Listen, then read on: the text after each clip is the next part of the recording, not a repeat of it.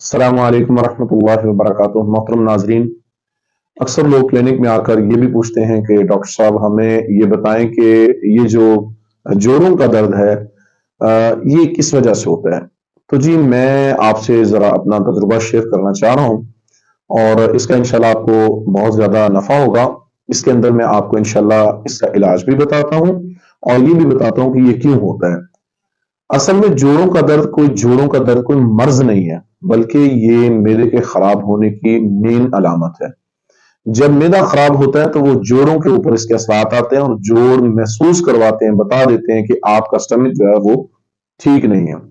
لہٰذا زیادہ تر جوڑوں کا درد جو ہے کھانے کے ساتھ پانی پینے کی وجہ سے ہوتا ہے، اور دنیا میں جتنے بھی جاندار ہیں وہ کھانا اپنا چارہ کھاتے ہوئے بالکل بھی صاف پانی استعمال نہیں کرتے، اور انسان ایسے ہیں کہ جناب وہ کھانا بھی کھاتے ہیں اور ساتھ ساتھ جو ہے وہ اپنا پانی بھی پیتے چلے جاتے ہیں، جس سے گیسٹرائٹس ہوتا ہے، تذابیت ہوتی ہے، اور میدے میں خرابی ہوتی ہے، اور خوراک کا ہضم نہ ہونا ہے، اور دیر تک کھانے کا پڑا رہنا میدے میں، اور ایسی خوراکیں استعمال کرنا جس سے وہ ہضم نہیں ہوتی، اور نہ ہی وہ ہضم ہو کر باڈی کے پارٹس بنتے ہیں، نہ جزیات بنتے ہیں، اور نہ ہی اس سے کوئی پروٹین، وٹامن صحیح طور پر نشاستہ وغیرہ کوئی چیزیں بھی جو ہے نا وہ باڈی کا حصہ نہیں بنتی، یا بہت زیادہ کثرت سے تذابیت بننی شروع ہو جاتی ہے، جس وجہ سے جوڑوں میں درد آ جاتا ہے۔ اب اس کا علاج بہترین جو ہے وہ ٹوٹکا تو یہ ہے، یعنی میڈیسن تو لوگ استعمال کرتے ہی کرتے ہیں، لیکن اس کے ساتھ اگر یہ ٹوٹکا کر لیا جائے تو انشاءاللہ میڈیسن سے بھی نجات مل جائے گی، اور یہ صحت بھی بہتر ہو جائے گی۔ اس میں جی 2 چمچ سبز مرچیں نوٹ کر لیجئے، اور 2 انچ کا ٹکڑا ادرک کا، اور 7 بالیاں یعنی 7 تریا جس کو کہتے ہیں، دیسی تھوم کی اگر ہو تو 14، اگر دوسرا تھوم ہو جو عام بازاری تھوم ہے تو اس کی 7 تریا،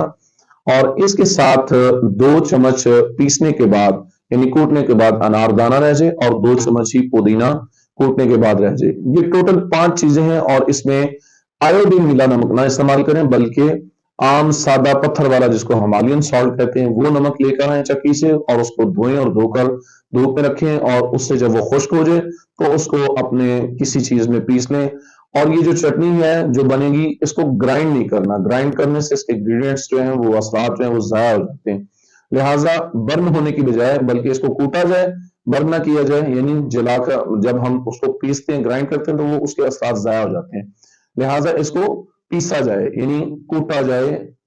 دوری ڈنڈے کے اندر، اور جب موسل کھرل بھی اس کو بولتے ہیں، اس کے اندر پیسا جائے اور پیس کر، تو اس کو ہر کھانے کے ساتھ 2 چمچ کم از کم کھایا جائے، اور حسب ذائقہ نمک استعمال کر سکتے ہیں، اگر کسی کو بلڈ پریشر کا مسئلہ ہو تو پھر وہ نمک بے شک استعمال نہ کرے،